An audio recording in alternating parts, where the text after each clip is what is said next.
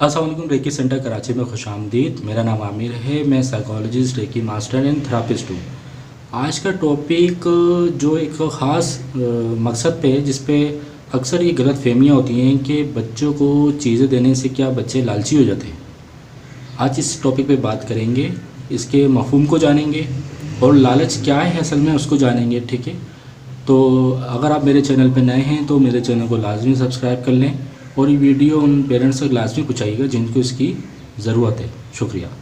तो इस टॉपिक को जानते हैं। टॉपिक क्या है जिसमें अक्सर ये वालिदैन इस गलत फहमिया में होते हैं कि ज़्यादा चीज़ें देने से बच्चे लालची हो जाते हैं। ऐसा बिल्कुल भी नहीं है।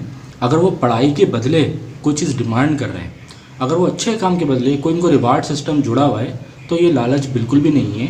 इसको कुछ एग्जाम्पल के ज़रिए समझेंगे कि गलतफहमी है क्या। अक्सर वालिदैन में ये होता है कि वो लालची ना हो जाए। तो मिसाल के तौर पर अगर कोई शख्स है, वो किसी कंपनी में एज ए एम्प्लॉई है और वो उस एम्प्लॉई में अगर फ़र्ज़ करें पूरे 30 डेज़ ईमानदारी के साथ वक्त पे जाता है, ऑफिस का जो काम होता है वो करता है, और 30 दिन पूरे होने के बाद जब उसकी सैलरी का टाइम आता है, अगर उसके जो बॉस हैं वो उसको ये बात कहें कि यार आप बड़े लालची हैं, तो क्या अच्छा रहेगा? बिल्कुल भी नहीं। क्योंकि वो अपने 30 दिन के जो डिमांड है, जिस पे वो काम कर रहा है, उसके बदले वो अपनी उजरत ले रहा है, तनख्वाह ले रहा है, तो ये लालच तो नहीं हुई। हाँ, अगर वो अपनी काम को बड़ा परफेक्शन तौर पे करता है और ऑन द टाइम करता है, अगर कोई ऑफिस वाले या कंपनी कोई भी गुडविल देती है या कोई बोनस देती है, तो वो भी लालच है क्या? वो बिल्कुल लालच नहीं है। वो उसका रिवार्ड सिस्टम है जो उसके साथ जोड़ा गया था। उन्होंने उसको परफॉर्म अच्छा करके दिखाया तो उन साहब को ऑफिस या कंपनी की तरफ से बोनस दिया गया या गुडविल दी गई या उनको गाड़ी दी गई या उनकी अच्छी प्रमोशन होती है। तो इसी तरह से वो लोग कंपनी के साथ अच्छे तरीके से जुड़ जाते हैं। फिर कंपनी को अपना समझ के कंपनी के लिए इतने वर्कआउट करते हैं, कंपनी अपनी एक पहचान बनाती है, पहचान बना लेती है। तो जिसकी वजह से ये होता है कंपनी में फिर जॉब मिलना बहुत मुश्किल होता है। क्यों? वो कंपनी में रिवार्ड सिस्टम अच्छा होता है। इसी तरीके से पूरे घर होता है, जिस घर में बच्चों को तरबियत के साथ उनकी दीगर चीज़ों का भी एहसास ख्याल रखा जाता है, तो वहाँ पे बच्चों के साथ उस घर की तारीफ भी की जाती है। इनका घर बहुत अच्छा है, इनकी औलाद बहुत अच्छी है, इनके बच्चे पढ़ के अच्छा देते हैं। इसके साथ पेरेंट्स भी बहुत काबिल तारीफ़ कहला रहे होते हैं। एक तो ये चीज़ हो गई। अब लालच की मफ़हूम को जानते हैं। लालच है क्या दर हकीकत? अगर कोई शख्स अपनी मेहनत के बदले उजरत ले रहा है तो वो लालच नहीं है। हाँ, अगर वो अपनी उजरत से ज़्यादा की तलबी कर रहा है और ज़्यादा के साथ नाजायज़ तौर पे वो कुछ चाह रहा है, तो वो लालच होती है। अपनी डिमांड और अपनी फ़िक्स अमाउंट से ज़्यादा कुछ चाह रहा है जो कि बगैर किसी मेहनत के, तो वो लालच के ज़मरे में आती है। अब एक और इस मिसाल को इस तरीके से समझेंगे। फ़र्ज़ करें खुदा ना खास्ता अगर किसी पेरेंट्स के घर पे कोई एक औलाद, अल्लाह ना करे, वो देखने से, चलने से, बोलने से या फिर सुनने से महरूम होती है, क्या वालिदैन क्या उसके साथ नाइंसाफ़ी करते हैं? बिल्कुल भी नहीं।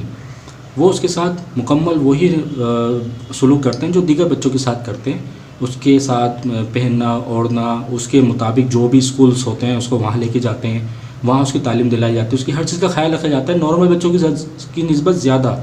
तो वहाँ तो ऐसी सोच पैदा नहीं होती, लेकिन उसके साथ भी हम सब कुछ कर रहे होते हैं। तो ये सोच रखना कि कोई पढ़ाई के बदले या चीज़ के बदले अगर हम बच्चों को चीज़ों से जोड़ते हैं तो ये लालच हो जाएगा, बच्चे बिगड़ जाएंगे। ऐसा बिल्कुल भी नहीं है।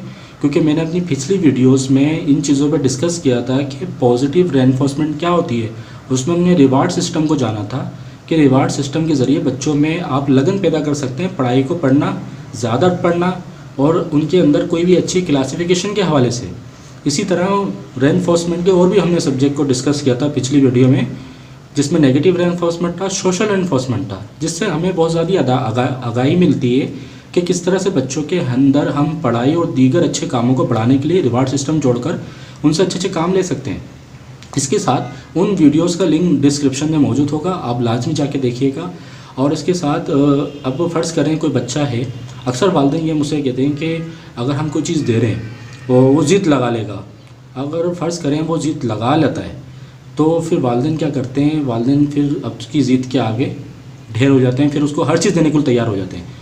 तो कोशिश करें कि उसकी ज़िद बनने ना दें। अगर ज़िद बन जाएगी तो फिर वो अपनी ज़िद और अपने बिहेवियर से मज़ीद लर्न करता जाएगा, जिसकी वजह से फिर वो पेरेंट्स को जज कर लेगा कि पेरेंट्स मेरी ज़िद के बदले क्या कुछ नहीं दे सकते। तो कोशिश करें उनकी पढ़ाई, उनके अच्छे कामों के साथ चीज़ों को जोड़ें और अगर पढ़ाई के साथ चीज़ों को जोड़ते हैं और पढ़ाई अच्छी करके देते हैं तो हम उनको चीज़ें दें, उनको अच्छा रिवार्ड दें, जो कि लालच की ज़मरे में बिल्कुल भी नहीं आता। उनकी अच्छी यानी कि परफेक्शन और अच्छी यानी कि मॉनिटरिंग होती है, जिसकी वजह से आप थोड़ा मुतमईन होते हैं ये पढ़ाई अच्छी कर लाता है। और बाकी रिवार्ड सिस्टम के हवाले से क्या तरीक़ेकार होता है वो आप खुद डिस्कस करें कि क्या देना चाहिए, क्या डिमांड है, आपका बैकग्राउंड कैसा है, आप कितनी लिमिट है आपकी, और उसके हिसाब से ज़्यादा बड़ा रिवार्ड ना दें जिसकी वजह से नेक्स्ट रिवार्ड आप उसके नज़दीक छोटा ना हो। तो कोशिश करें चीज़ें दें, मुतबातिक दें और वो दें जो उनके लिए ज़रूरत के मुताबिक होती है। उम्मीद करता हूँ इस टॉपिक से आपको काफ़ी हेल्प मिली होगी और ये वीडियो लाजमी उनके साथ शेयर कीजिएगा जिनको इसकी ज़्यादा ज़रूरत है।